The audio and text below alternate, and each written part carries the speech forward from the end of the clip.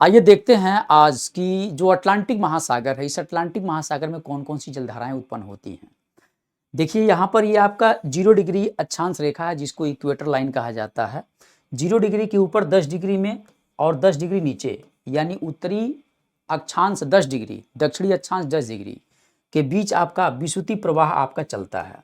तो ये विषुवती प्रवाह है और यही विषुवती प्रवाह जब आगे की तरफ जा रहा है तो एंटलीज द्वीप से टकरा करके एक एंटलीज की जलधारा और एक आपकी केनी की जलधारा पैदा करता है।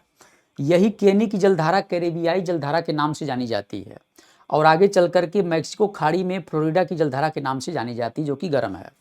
इसी प्रकार से यही गल्फ स्ट्रीम जो जलधारा है ये पूरी तरीके से मैक्सिको खाड़ी से पैदा होते हुए आगे बढ़ती है और एक गर्म जलधारा है। दुनिया की सबसे तेज चलने वाली जलधारा यही कही जाती है। अब चूंकि इधर से आपकी एक ठंडी जलधारा आ रही है जिसका नाम है लेब्राडोर, इन दोनों के मिलने से कोहरे का निर्माण होता है और यहाँ पर समुद्री प्लवक आते हैं जिनको प्लैंकटन कहा जाता है। उनको खाने के लिए मछलियाँ आती हैं और मछलियों को खाने के लिए आदमी क्या करते हैं, इन क्षेत्रों में न्यू फाउंडलैंड के समीप यहाँ पर ग्रांड बैंक, जॉर्जेस बैंक का स्थापना करते हैं, मत्स्य क्षेत्र के रूप में स्थापित करते हैं।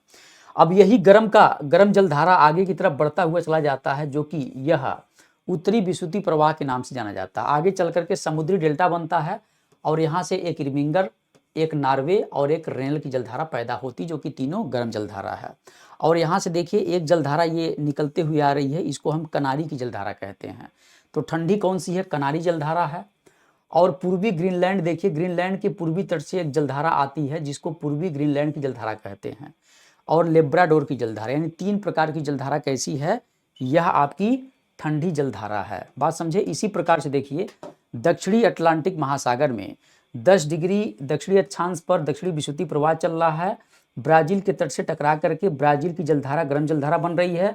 इसके बाद यहाँ से फॉकलैंड द्वीप के पास जा रहा फॉकलैंड की जलधारा और यहाँ पछुआ पवनों के प्रवाह की वजह से दक्षिणी अटलांटिक प्रवाह चल रहा है और ये बेंगुएला की जलधारा के रूप में पैदा हो रहा है।